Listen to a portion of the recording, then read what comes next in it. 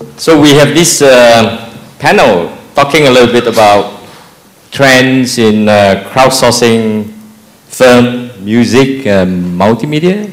So I've done my part about crowdsourcing fashion. So now it's time for you guys. So maybe let's start by giving a quick introduction. So we have our guest here today, Arun. Hi, I'm Arun Mehra, and I head the Talent House in India, which is a joint venture with Reliance Entertainment and Talent House US. And I thank Epi and everybody out here for the opportunity that we've got to showcase. We've worked a lot with the Indian talent, and really what was surprising and I was happy to know is that we do get a lot of response from India, but we get a lot of response from the rest of the world. So, you know, really, talent is everywhere. Great, great. You have very interesting stories to share. Sure. So I'll ask you a little bit later. So over to Jerry. Yeah, hi. Jerry from Express in Music. What we basically do is we have two businesses. One, we crowdsource for TV commercial and radio jingles, voiceovers, and the other side of crowdsourcing business is that we do pipe-in music, or rather many people know it as background environmental music. So some of the clients that we have includes like Charles & Keith, Crocs, Shoes, Sentosa, Sakaya Sushi, Watami. So the background music that you hear F&B and retail outlets, it's crowdsourced from our platform. Yeah, so that's what we do in a nutshell. Great. Well, Maya, I think you have met. Hi, me, Maya Bogle, a co-founder at Talent House.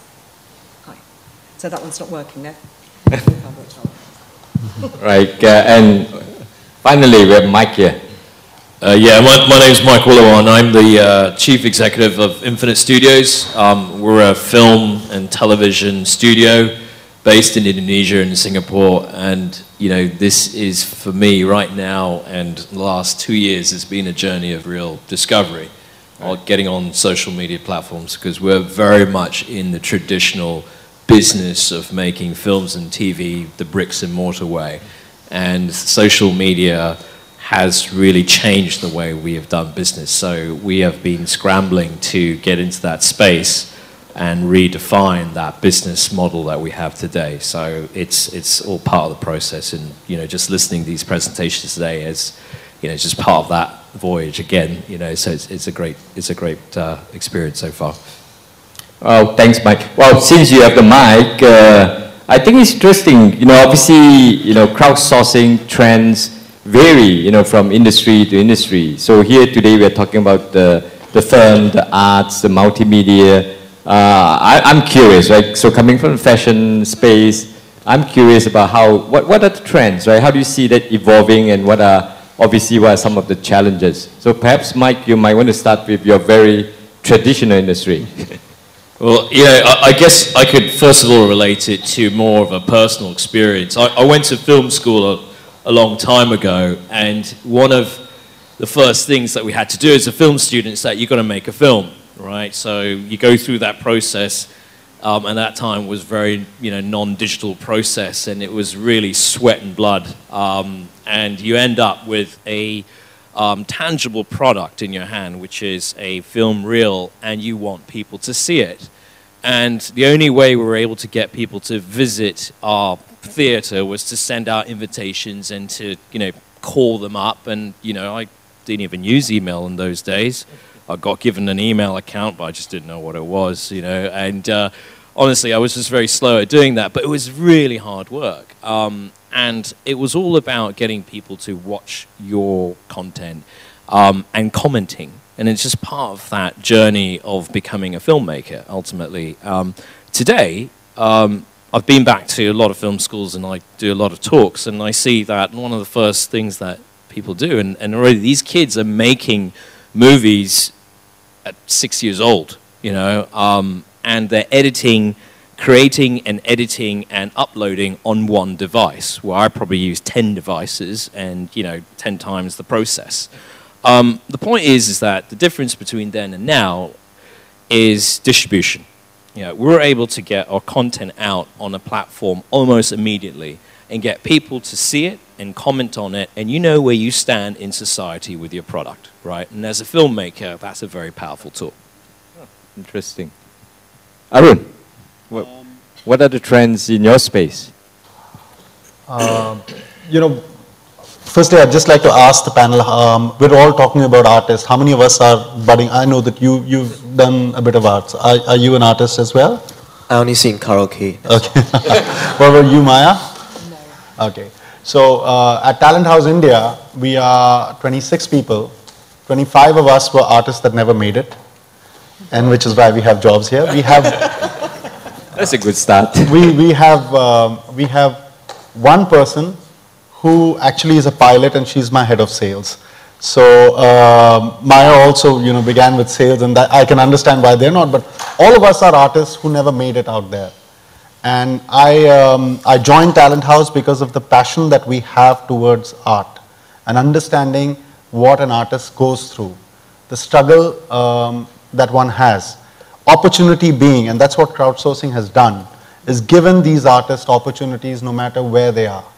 One of the biggest trends that I have mapped in the 50 projects that I've done for Talent House is that there are pockets where artists are available, and we need to reach out to those pockets. For example, the moment we throw open a design CI, I know this for sure that for an international CI that we have, CI is a creative invite. The project, the contest that we call, others call contests, we call them a creative invite. It's an invitation for creative people to come and be a part of.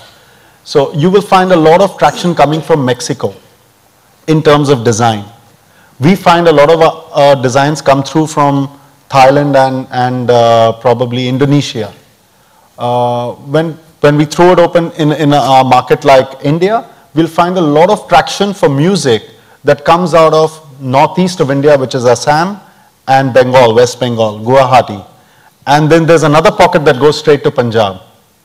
How do they reach you? I'm curious, right? It's the power of the internet. You know, India as a market does not have pop music. We don't have Hindi pop. It's a non-existent genre.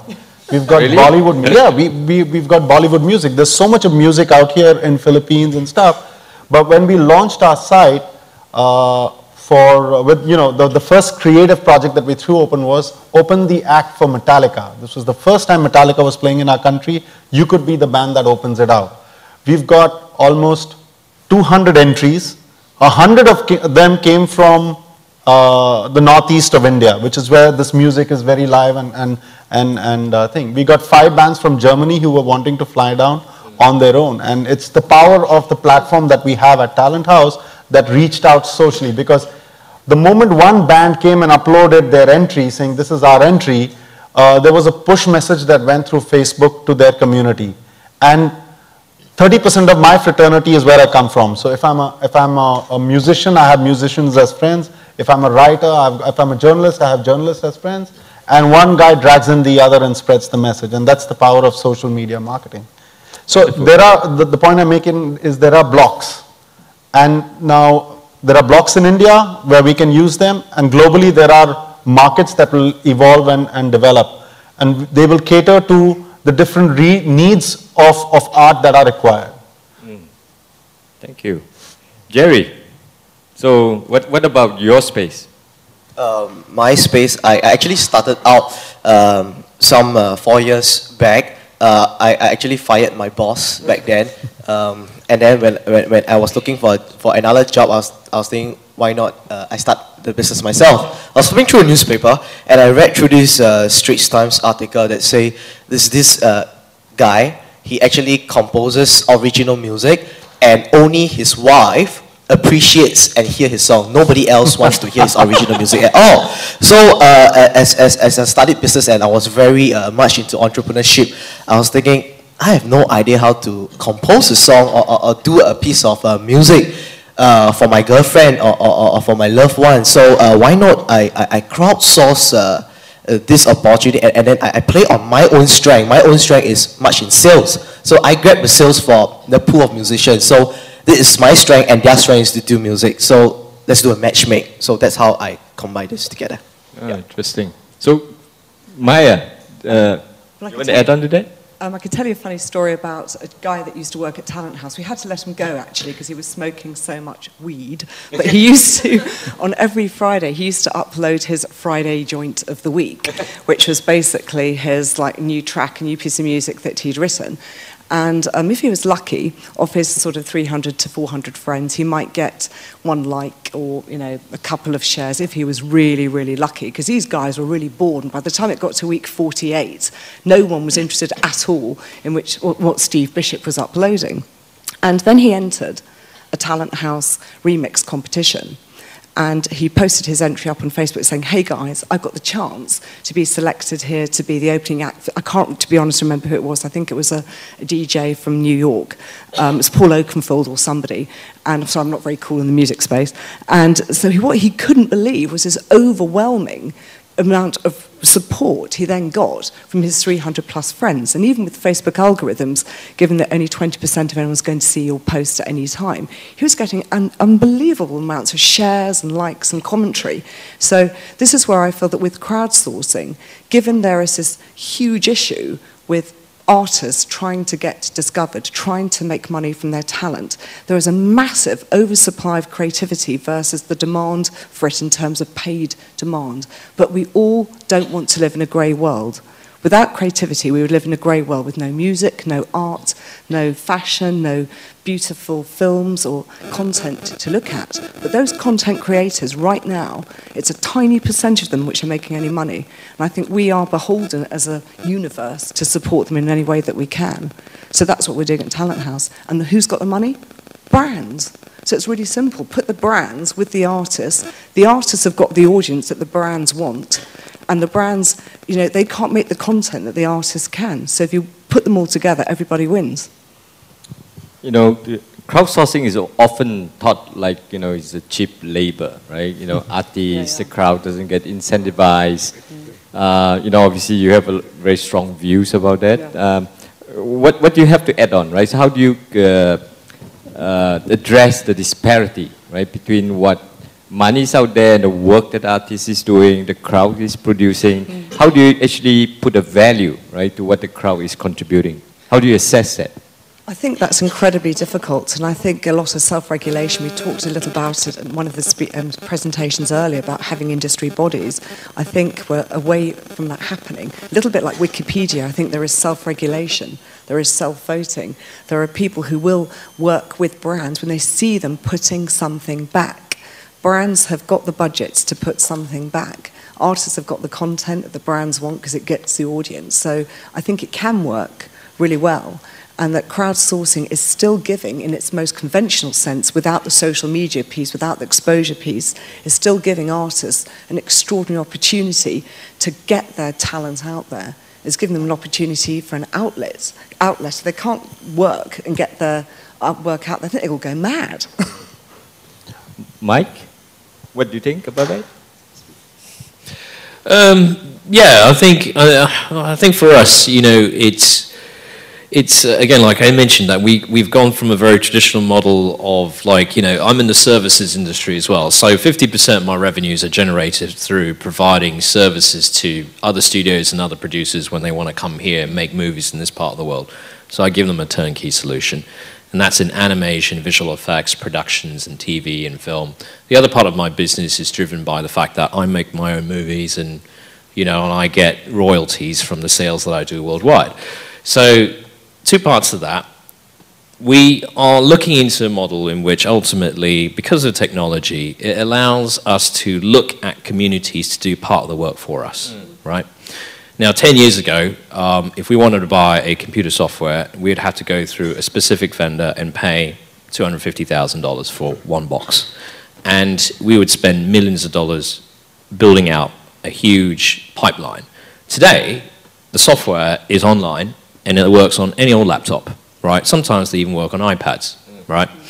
And the fact is that a 16-year-old to whatever you are, right, at home, anywhere else, no office, no overhead, no nothing, could do a lot of the visual effects work for us today. That maybe took us 10 years to develop, and that technology is now in the hands of this community that we have, that we've built up around us. And we really don't need, in a way, we don't really need a studio anymore, right, in that way, right? Yeah. I still think you need the experts to curate the content. We need to curate, we need to manage, we need to guide, and ultimately we're dealing in intellectual property, right? So there needs to be protection of that kind.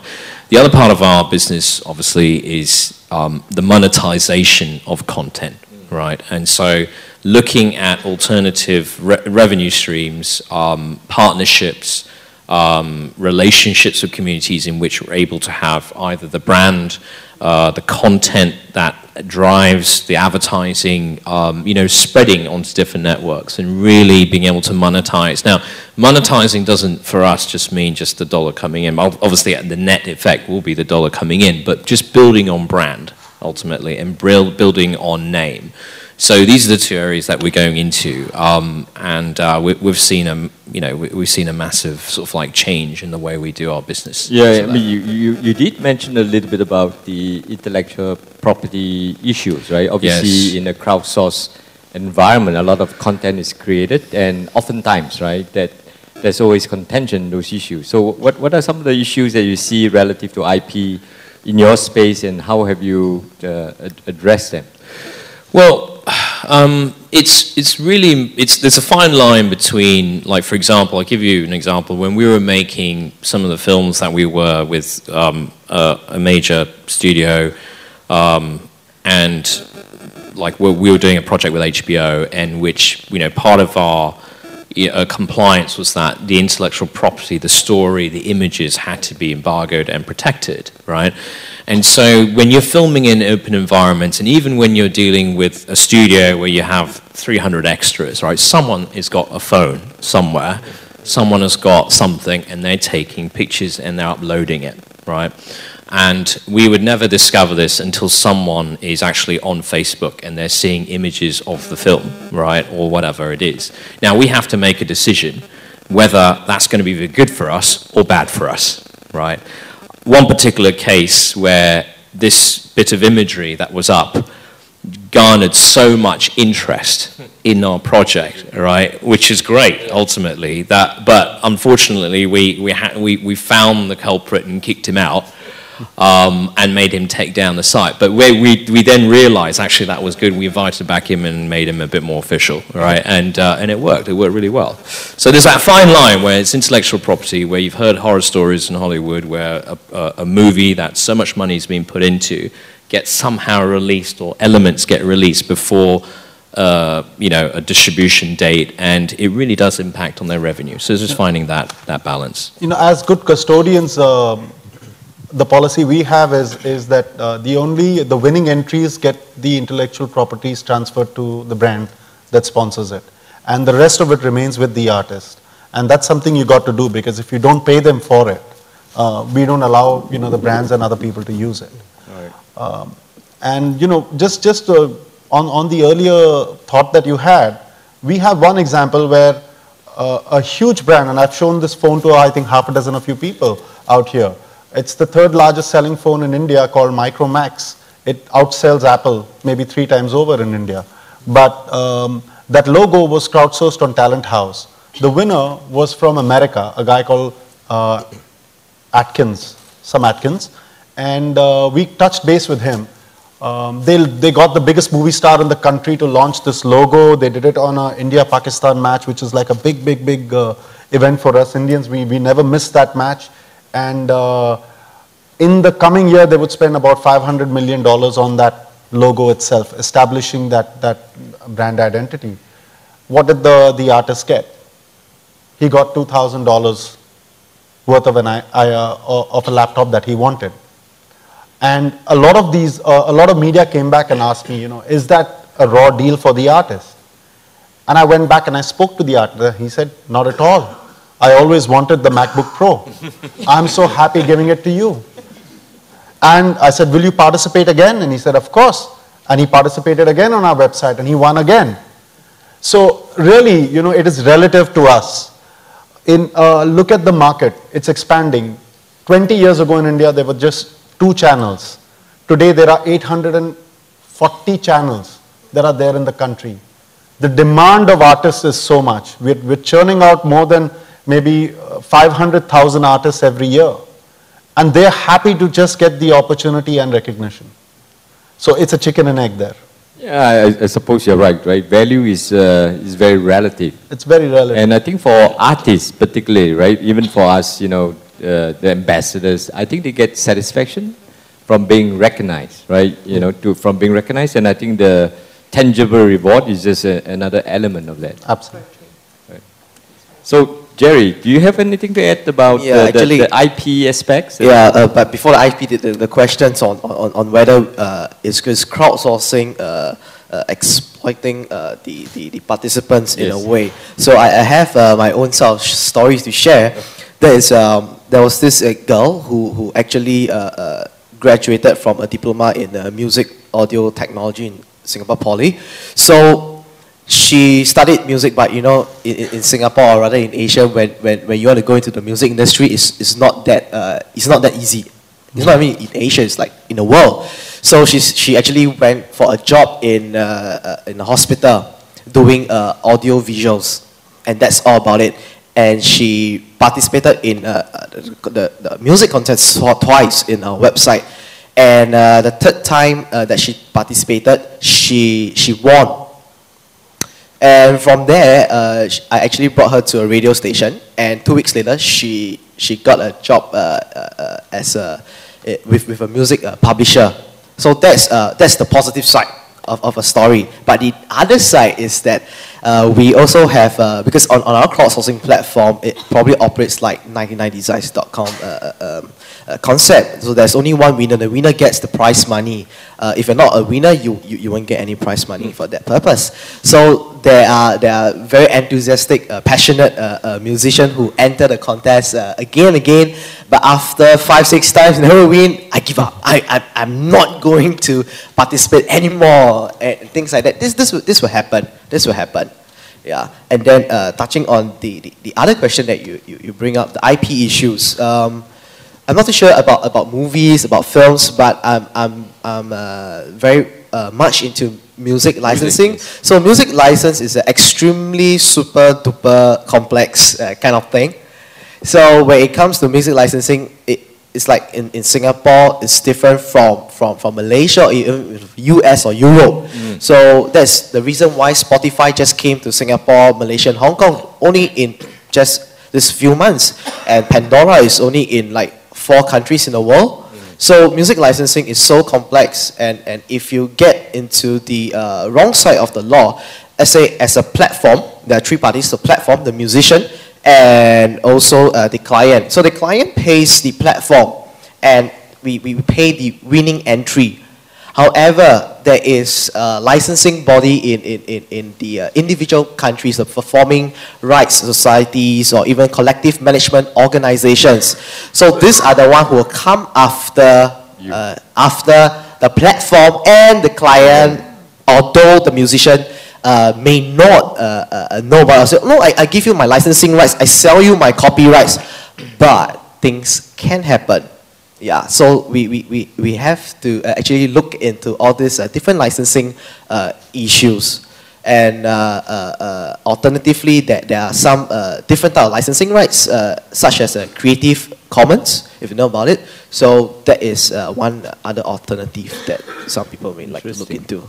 So Maya, you obviously you deal in music too, right? So do you encounter some of these challenges that Jerry has spoken about, with regards to copyrights, licensing, national bodies coming after the platform or the brands? We partner with companies like Mixcloud and SoundCloud to actually make sure that all of those rights are organised beforehand. So we haven't had any issues, but we're mainly working with all the record labels, all the big ones like Universal, Sony, Warner, EMI, but also lots of independent ones. And they're coming to us because their brands, whether it's Florence and the Machine or U2 or Metallica or Lady Gaga, they want to try to create advocacy for them. And all those big artists are very happy to actually give up the stems from their music to offer them up for remix opportunities. And I think beyond sort of collaborate, there is also this co-create piece, which I think is the next big brave step for brands and big major artists to actually do. Because it's one thing to say, hey, yeah, I'm just doing a collaboration, but this kind of co-creation is something much braver and much bigger. And I think we're just going to see more and more of it. We're working with the film studios too, actually, who are coming to us, again, because they want to try to drive more awareness of box office releases. I think piracy within music and within film are creating huge issues for both of those industries. And one thing which you could hope to do to try to address piracy is to at least create some real passion, some advocacy, some love for the film or the music that your artists are actually producing. And in so doing, you hope that people will be less inclined to steal your stuff. Now, that may not be true, but I think, if you care about something, you probably will be more inclined to spend money buying it. Earlier on another panel, right, there was this favorite question, whether these platforms are replacing, or what you guys do, are you replacing the agencies? So I'd like to hear your thoughts on that. Personally, I don't think no. I mean, strange enough, my ex-husband is Nigel Bogle, who runs Bartle Bogle Hegarty, which is quite a big advertising agency, and they've actually got offices here, I think, in Singapore too. And Nigel's waiting for me at the airport shortly, so we're very good friends. So that's good, which is really good. And BBH, if you're not familiar with them, they've got 9 or 10 offices around the world. They've done advertising like British Airways, Audi, Unilever, really, really big brands. And I wouldn't for a second say that the creative work they produce is anything other than brilliant. I think they're a fantastic agency. However, their big issue is not the creating of that work, it's the distribution of it. So how do you get our kids aged 21 and 19 to actually look at those beautiful, incredible, compelling ads? One thing I would love them to do is to get them to actually crowdsource a whole ad through Talent House, where you find the models, you find the music, you find the fashion they wear, you find the music, the backdrop art that goes through.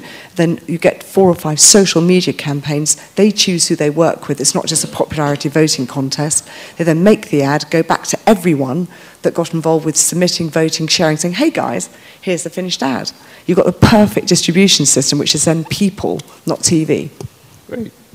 Well, I think time's kind of running up. Yeah. So I'd like to wrap up by, each of you perhaps giving away, what's the one takeaway, right, that you will give to the audience, in that crowdsourcing space that you are.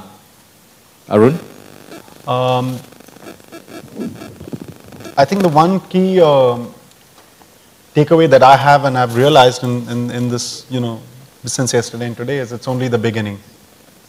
It's only the beginning. And the explosion and the hockey stick will happen for us. In creative crowdsourcing, the world is a playground.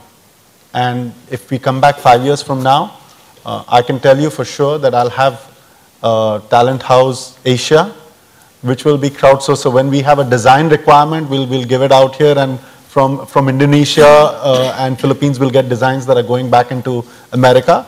And when we need film and music, we'll be going to pockets and we'll be working like that. So the globe will become a playground for creative people, and the opportunities will be global. I don't think we have to wait 5 years. Probably at the next event, right? When Epi does his event next year, we'll probably be telling a different story. I think the hockey stick is going to be much steeper than that, right? Jerry, what's your one takeaway? My takeaway is that as I observe over the past 4 years that we've been working on music crowdsourcing, I had initially thought that there would be a lethargic drag, because be it on freelancer, elance, or crowdsourcing spaces, there will always be just one winner. And what about the 99.9%, the rest who do not win? Are they going to be tired out? Will they feel that they are not part of the community after a long time of not winning again and again? So I thought it will wear them out. But in fact, I am pretty surprised myself that it did not. In fact, this actually grows because it gives them the opportunity. But I foresee that there would be and there should be more fair, equal distribution of the monetization throughout, even with the non-winners Actually, I personally, at Express in Music, and our platform Express Melody, we have a model that we are going to launch by this year, second half of this year, in which we are going to distribute royalties to musicians even if they don't win the contest. Okay, so you spread the pie. I think that's a very good thinking, right? So at least they participate, or they get rewarded for participating, right? I think that's a good approach. Maya? I'd really echo what you're saying. I think crowdsourcing has got to work for all the participants in a competition model or any other sort of model. At Talent House, every artist that enters a challenge comes away sometimes with 3,000, 4,000, 5,000 votes, shares, likes, new supporters, new collaborators. So it's a very positive experience. And I think that let's look to brands. The brands have got the money. Let's make sure they're supporting the creative people who we want to hear more from. To me, crowdsourcing really equals community to me, right? That's how I look at it, right? I've been in the business for nearly 20 years now, and one of the biggest things that I've had to do in Southeast Asia was to create industry. And I had to start the hard way around by building infrastructure, which costs a lot of money. And the infrastructure is a kind of old-fashioned thing, but somehow necessary. But the way the world was changing with content is produced and viewed, the danger in my business is that we get old-fashioned very quickly as well. So the key thing for me I've identified really is that we must be integrated with community. So now that we have base infrastructure like film studios and facilities, we must invite the community into our assets and be able to figure out how best to kind of develop our business moving forward. One other thing is that we're now hiring social media strategists, right? And so that's really the change in our business, right? And so there's two takeaways there for me. Well, thank you, the distinguished panelists. My own takeaway is, crowdsourcing is here to stay, right? But, as many of you have heard, the pace, the way it's evolving in different industries is going to vary. And I think there are challenges, but the challenges are being overcome. I'm sure next year when we're sitting back here, things would have changed for the better, I think. Thank you, everyone. I hope you guys have a good session.